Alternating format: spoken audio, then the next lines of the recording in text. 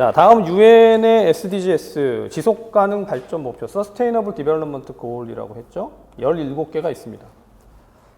제가 문제를 여기다가 기억을 써놨더니 선생님 이게 생각이 안 나면 사람이 답답하잖아. 그러면 이거 가지고 어떻게든 답을 써야 돼요. 심전도라고 쓰든가 심장질환 쓰든가 뭐 이렇게 쓸 수도 있어요. 그런데 정답은 뭐냐면 이겁니다. 건강한 삶과 안녕이에요. Good health and well-being. 이거를 문제로 내면 참 좋겠다. 자, 한편 SDG에 대한 것은 사실 이 이상으로 문제를 내기가 쉽지가 않아요. 하지만 이 선상에 있습니다. 선생님들 선상에 있다는 게 학자들, 교수님들, 출제위원급의 교수님들이 대부분 관심을 가지고 있는 영역들이 있잖아요. 근데 이게 참 중요한데 그들이 어떤 논문을 쓰느냐, 어떤 페이퍼에 관심이 있느냐, 뭐에 정말 좀 주목하고 있느냐가 실제 시험을 보다 보면 나와요. 그 중에 대표적인 게 산업이고 또 하나가 노인 파트입니다. 근데 제가 이런 분석들을 말씀드리면 아니 그거 진짜 그런 건가요? 뭘 보고 아는 건가요? 봤으니까 알겠지 모르고 얘기하겠어요? 네. 선생님들 문제를 분석할 때 그냥 나온 문제를 가지고 그냥 이런 문제가 나왔구나 이거는 누구나 할 수 있는 거예요. 근데 이제 그게 방향성상 어떤 것들을 지금 관심을 가지고 낼 수 있는가가 관건입니다. 그래서 사실 노인이나 산업 파트의 문제가 지난 한 5년간 보게 되면 자꾸 이렇게 더 나온단 말이에요. 그렇기 때문에 그 부분을 들여다보는데, 자, 이 SDGs는 그런 관점이 아니라 기본 베이스에 깔려있는 건 건강 증진에 대한 것이고, 건강 증진이나 또는 국가 발전이나 이런 걸 얘기하면서 바탕에다가 깔아놓은 게 지속 가능한 발전 목표 SDGs예요. 자, 근데 요거는 이제 요 부분은 얘기하다 보면 이 얘기는 딱 SDG 3에만 나오고 나머지는 다 딴 얘기거든요.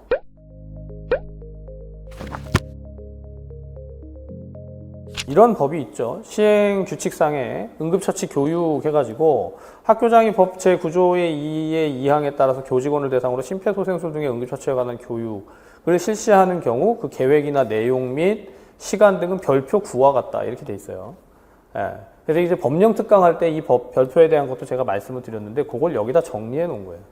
자, 핵심은 학교장이 매 학년도 3월 31일까지 응급처치 교육의 대상, 내용, 방법, 그 밖에 필요한 사항을 포함해서 해당 학년도의 응급처치 교육 계획을 수립해야 한다. 이렇게 돼 있고, 그 다음 학교장이에요. 학교장은 교육 계획을 수립하는 경우에 모든 교직원이 매 학년도 교육을 받을 수 있도록 해야 된다. 다만 해당 학년도의 다른 법령에 따라서 심폐소생술 등의 응급처치와 관련된 내용이 포함된 교육을 받은 교직원에 대해서는 교육을 면제할 수 있다 하고 나서 여기 이제 이론과 실습 교육의 내용이 들어갑니다. 그래서 이론 교육에 보면 응급상황 대처요령, 그 다음 심폐소생술 등의 응급처치의 주의사항, 계속 이제 이 부분이 쟁점이 되니까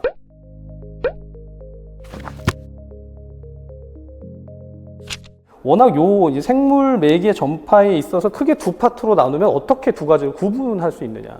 기계적인 전파냐, 생물학적인 전파냐. 이렇게 나누는 거예요. 그러니까 이게 분명히 생물학적 전파 안에 모기에 의해서 가면 되겠죠. 전파 되겠죠. 하지만 그 정확한 답이 뭔지가 중요하다. 그리고 이제 여기 이제 직접 전파가 있고 간접 전파가 있는데 직접 전파 안에서 간접 접촉에 해당되어지는 게 인플루엔자나 홍역에 대한 것은 비말이고 그 다음 니은에 해당되는 것은 공기입니다. 이렇게 이제 구분이 되는 거죠. 몰랐던 게 아니라 헷갈리는 거예요, 대부분 다. 그러니까 선생님들 시험장에 가면 내가 정말 한 번도 들어보지 못한 것이라 못 쓰는 거는 최소화해야겠죠. 적어야 될 거예요. 근데 그런 게 분명히 있긴 하겠지만 그래서 틀리는 것보다 알긴 아는데 명확하게 모른다. 분명히 내가 들어봤는데 이게 그건가 저건가 헷갈린다. 이것 때문에 틀리는 게 훨씬 많습니다. 그래서 막판에 마지막에 시간을 집중해서 뭘 하는 거냐면 내가 공부했던 것에서 어떤 걸 내가 지금 정확히 모르는가를 확인해 보는 작업이 사실은 모의고사 때 제일 중요한 거예요.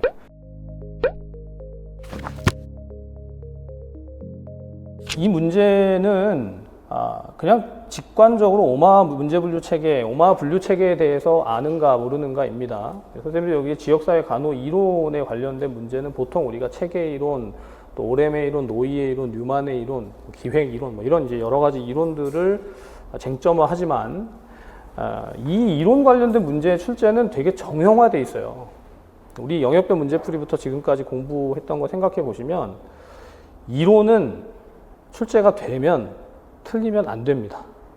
어떤 이론이 출제가 되든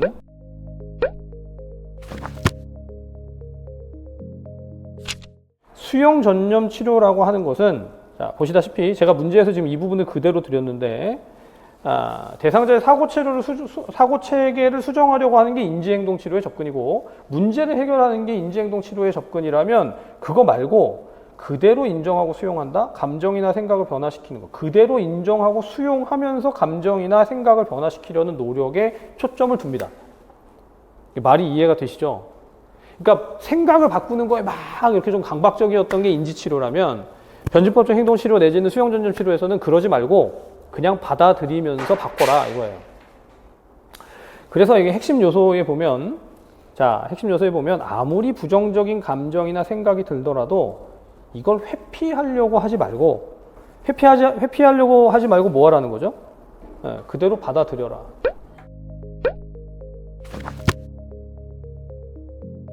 기출이 됐었잖아요. 강박사고와 강박행동이 있다. 강박사고와 강박행동이 각각 어떻게 정의되는지. 자, 강박사고에 대한 반응이 강박행동이고, 그리고 이에 따른 병식에 대한 것도 제가 문제로 드린 적이 있습니다. 선생님들 특이하게 여기 보면, 보다 보면 항상 이제 헷갈리시니까 그런데, 좋거나 양호한 병식은, 자, 여기 그대로 볼게요. 강박 증상이 전적으로 혹은 아마도 사실이 아닐 수 있다고 인식하고 있다. 그러니까 즉, 이거 사실이 아니다. 내가 에이즈에 걸릴 가능성이 있다는 건 사실이 아니다라는 걸 알고 있는데도 계속 그런다는 게 이게 좋거나 양호한 병식입니다. 그 다음 병식이 불량한 경우는 뭐죠?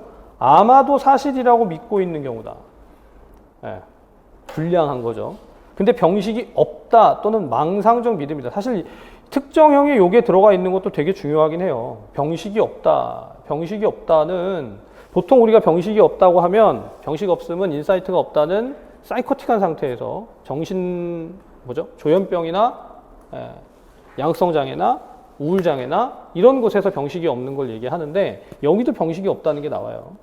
사실이라고 완전하게 확신한다. 이렇게 문제를 낼 수도 있지 않을까요? 자, 강박장애에서 특정형 중에 병식이 없다고 판정이 됐다. 어떤 상태인지를 설명을 해라.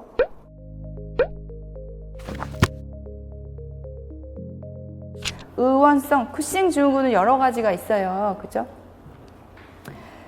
뇌하수체의 문제, 뇌하수체 종양에 의해서도 쿠싱 증후군이 생길 수 있고, 부신 자체의 문제, 부신 종양에 의해서도 쿠싱 증후군이 생길 수 있고, 그 다음에 과도하게 스테로이드 치료받는 사람에게서도 쿠싱 증후군이 생길 수 있습니다. 그 경우를 우리가 의원성 쿠싱 증후군이라고 하는데요. 의원성 쿠싱 증후군은 질환 치료 목적으로 이 스테로이드 면역 치료를 장기적으로 받는 사람에게 지속적으로 과도한 코티졸의 노출에 의해서 생기는 쿠싱 증후군.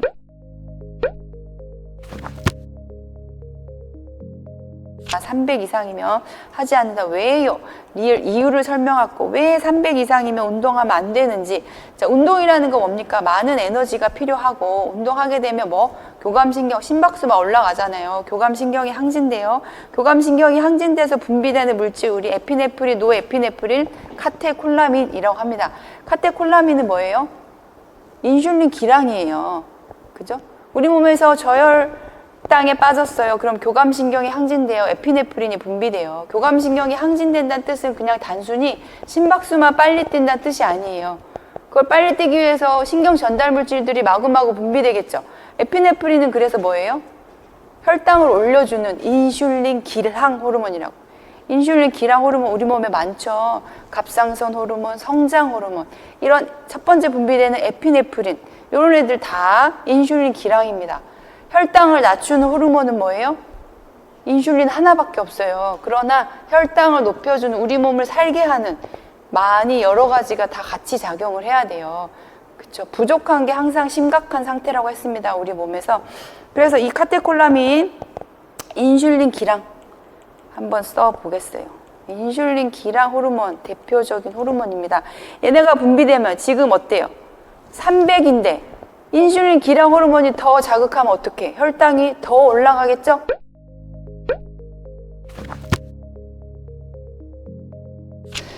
자, 기억에 뭡니까? 백내장을 땡땡땡의 혼탁으로. 설마 이걸 모르시는 분은 없겠죠? 그죠? 수정체.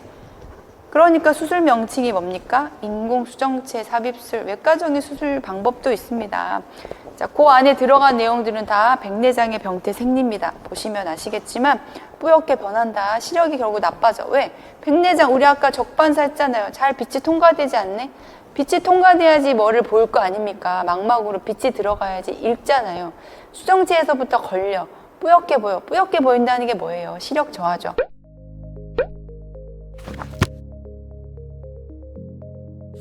자, 급성 감염 증상 당연히 발열이 있겠고요. 대표적인 경부강직이라든가 우리 두 가지 쌓인 커닝 브로드지스키 징후 같은 뇌막 자극 증상. 요 세 가지를 뇌막 자극 증상 3대 증상이라고 합니다. 뇌막이 자극돼서 그죠? 움직일 수 경부강직과 다 경부강직 증상이에요. 커닝도 그러고 브로드지스키도 관련된 증상이에요.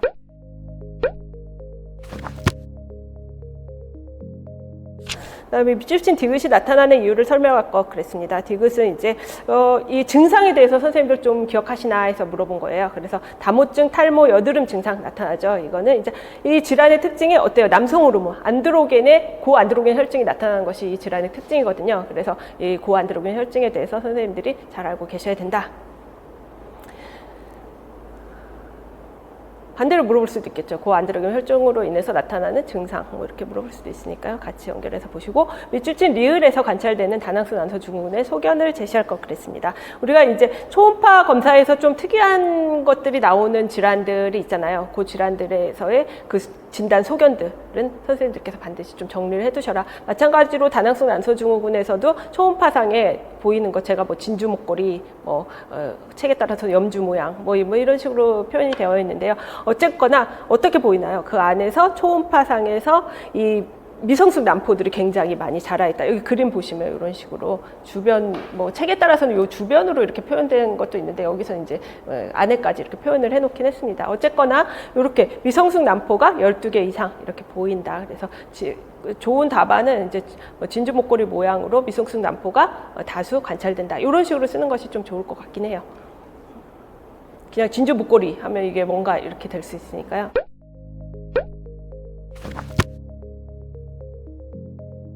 여기서 보시면 얘는 뭐라 그랬어요? 합진하는, 진단하는 검사가 아니라 선별검사라는 거 선생님 기억하시고, 또 24개월까지는 매달 시행하고 6세까지는 6개월에 한 번 한다. 요거 알고 계시더라고요. 그리고 그림에서 주의에 해당하는 항목, 그리고 발달 사정 주의점 해갖고 검사 시기 말씀드린 대로 그렇고, 얘는 선별검사라는 거, 그리고 연령성 교정하는 부분이 이렇게 있거든요. 그래서 2주 이상 조산인 경우 현재 나이에서 일찍 출생한 주수만큼 빼서 교정한다. 그래서 한 달은 4주, 1주는 7일로 해서 여기 얘가 있으니까요. 이런 식으로 이제 수정을 하게 됩니다.